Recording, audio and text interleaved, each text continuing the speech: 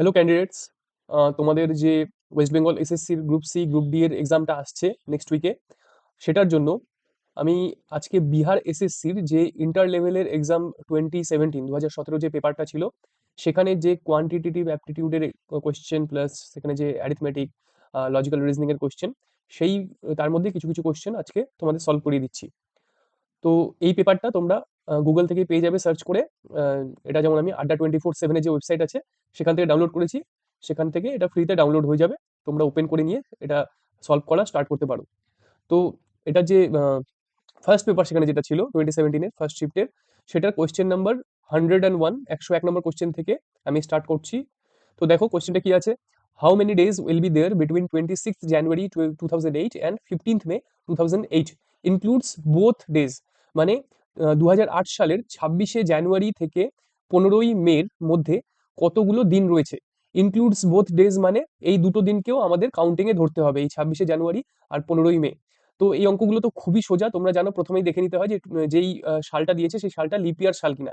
তো 2008 সাল যেটা, সেটা লিপ ইয়ার সাল। কি করে বুঝবো? লাস্টের যে দুটো ডিজিট দিয়ে যে সংখ্যাটা হচ্ছে, সেটা যদি 4 দিয়ে আমরা ডিভাইড করতে পারি, ভাগ করতে পারি, তাহলে কিন্তু সেই সালটা হবে লিপ ইয়ার। তো এখানে লাস্টে দুটো কি রয়েছে ডিজিট 08, সেটা 4 দিয়ে বিভাজ্য, তাহলে 2008 সালটা ছিল লিপ ইয়ার সাল। তাহলে 2008 সালে ফেব্রুয়ারি মাসে কিন্তু 29 দিন ছিল। চলো আমরা একবার লিখেই নিই।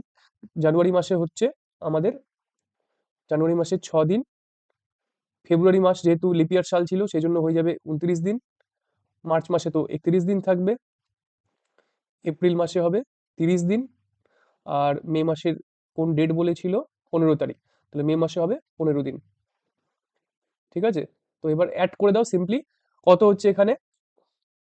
111। তোমরা অ্যাড করে দেখে নাও, অ্যান্সারটা হবে 111।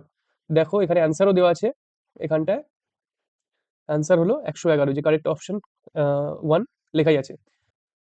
আচ্ছা, নেক্সট কোয়েশ্চেনে আছে A and B are either of the same age or A is older than B, C and D are of the same age or D is older than C, B is greater than C. মানে তিনটে statement দেওয়া আছে বা fact দেওয়া আছে, সেখান থেকে এই যে চারটে অপশন আছে সেই চারটে অপশন, এদের মধ্যে কোন অপশনটা রাইট সেটা আমাদেরকে বের করতে হবে। তো প্রথম স্টেটমেন্ট আমরা যদি দেখি, A and B are either of the same age or A is older than B, এটাকে আমরা যদি লিখি সাইন সাইন দিয়ে, তাহলে হবে A greater than equals to B. কারণ এ অ্যান্ড বি এরা দুজনে হয় সমবয়সী, কিংবা এ বি এর চেয়ে বয়সে বড়। নেক্সট নেক্সট স্টেটমেন্টটা কি আছে? C and D are of the same age or D is older than C. তাহলে এটাকে আমরা লিখবো D greater than equals to C. আর থার্ড স্টেটমেন্ট আছে B is greater than C, তাহলে বি গ্রেটার দেন সি। এবার অপশনগুলো চলে যাই। প্রথম অপশন কি আছে? A is greater than B. আমরা তো দেখতেই পাচ্ছি A greater than equals to B, তাহলে শুধুমাত্র এ গ্রেটার দেন বি এটা কিন্তু কারেক্ট হবে না, তাই ফার্স্ট অপশন কারেক্ট হচ্ছে না। নেক্সট আছে B and D are of the same age, B and D are of the same age বলছে। তো আমরা যদি এই দুটোকে দেখি, এই সেকেন্ড রিলেশনটাকে আর থার্ড রিলেশনটাকে, তাহলে ডি সি এর সমান বা সি এর চেয়ে বড়, আর বি সি এর চেয়ে সবসময় বড়। কিন্তু এই দুটো থেকে কিন্তু বি আর ডি এর ডিরেক্ট রিলেশন কি হতে পারে সেটা কিন্তু আমরা বের করতে পারবো না। কারণ ডি যদি সি এর সমান হয়, ডি আর সি যদি সমবয়সী হয়, তাহলে বি ডি এর চেয়েও বড় হবে। কিন্তু ডি যদি সি এর চেয়ে বড় হয়, তাহলে বি আর ডি এর মধ্যে কি রিলেশন হয়ে যাবে, কে বড় হবে কে ছোট হবে, সমান হবে কিনা, সেটা কিন্তু আমরা বের করতে পারবো না। তাই বি ইকুয়াল ডি, যেটা মানে সেকেন্ড অপশন যেটা বলছে B and D are of same age, সেটা কিন্তু সম্ভব না, তাই সেকেন্ড অপশনও রং। থার্ড অপশন কি আছে? D is older than C. Third option D is older than C বলেছে, কিন্তু আমরা দেখতে পাচ্ছি D greater than equals to C, তাই থার্ড অপশনও রাইট হবে না। ফোর্থ অপশন বলছে A is greater than C, A is greater than C. দেখো ফার্স্ট অপশনে আছে এ greater than equals to B, আর লাস্ট অপশনে আছে বি গ্রেটার দেন সি। তাহলে এ যদি বি এর সমান হয় তাহলেও এ সি এর চেয়ে বড় হবে, আর এ যদি বি এর থেকে বড় হয় তাহলে তো অবশ্যই সি এর চেয়ে বড় হবেই, কারণ বি যেহেতু সবসময় সি এর চেয়ে বড়, তাই এও সবসময় সি এর চেয়ে বড় হবে, তাই A is also always greater than C. তাহলে এটা হচ্ছে রাইট অপশন, যেটা অপশন নাম্বার 4। আচ্ছা, in two standard cubes, 4 and 3 are written on the front faces. What will be the sum of the numbers written on the opposite faces? এই অঙ্কটা একটু বোঝার আছে। স্ট্যান্ডার্ড কিউব মানে এখানে কোন কিউবের কথা বলছে? এটা হচ্ছে যে ছক্কা, যে লুডোর ছক্কা থাকে সেই লুডোর ছক্কার কথা কিন্তু বলছে। আর লুডোর ছক্কায় একটা জিনিস তোমরা খেয়াল করে দেখতে পারো যে দুপাশে একদম অপোজিট দুটো যে তল থাকে বা অপোজিট দুটো যে ফেস থাকে, সেই দুটো ফেসের নাম্বারের যোগফল কিন্তু সবসময় 7 হয়। কেন বলছি দেখবে লুডোর ছক্কা নিয়ে, যেই পাশটায় 6 রয়েছে তার ঠিক অপোজিট পাশে কিন্তু 1 থাকবে, যে পাশে 3 রয়েছে তার ঠিক অপোজিট পাশে 4 থাকবে, আর যে পাশে 2 রয়েছে তার ঠিক অপোজিট পাশে 5 থাকবে। তাহলে দেখবে যে দুটো অপোজিট যে ফেস, সেই ফেস দুটোর যোগফল কিন্তু সবসময় 7 হবে। 6 প্লাস 1 7, 3 প্লাস 4 7, 2 প্লাস 5 7।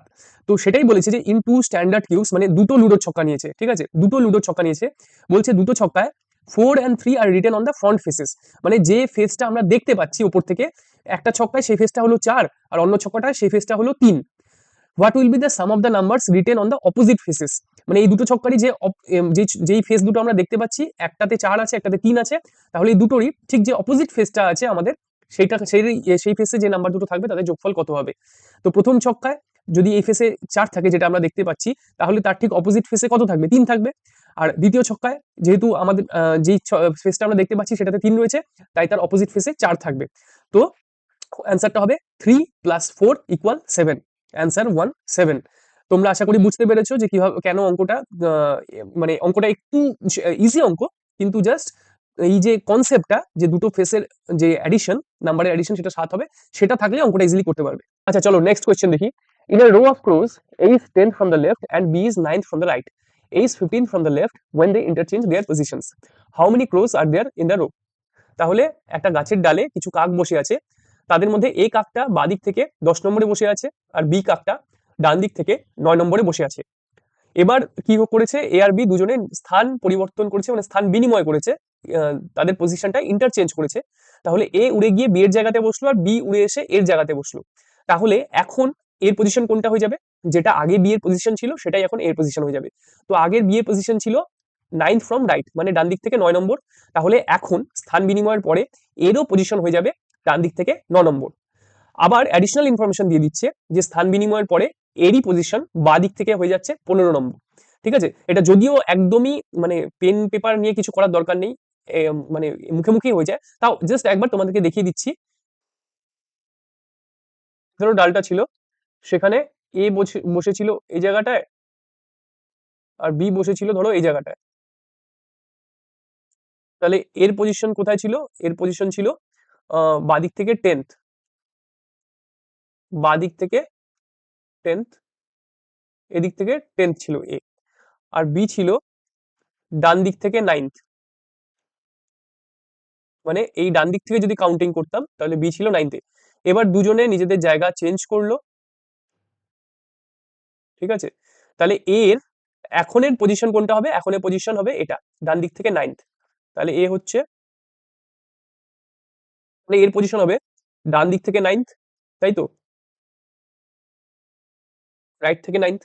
আবার সেই এরই পজিশন হচ্ছে, লিখে দিয়েছে এখানে, বাদিক থেকে 15, 15 ফ্রম লেফট, ঠিক আছে।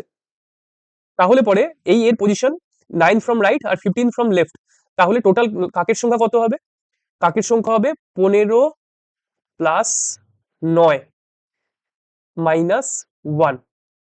-1 কেন করছি, কারণ যদি -1 না করি তাহলে পরে এ কে আমরা ডবল কাউন্ট করে ফেলবো এর পজিশনকে, সেই জন্য একটা -1 আমাদের করতে হবে। তাহলে অ্যান্সার হবে হলো 23, ঠিক আছে, অ্যান্সার হবে 23।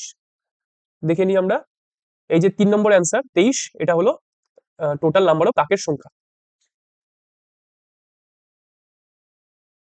এবার চলো নেক্সট অঙ্কটা আমরা দেখি।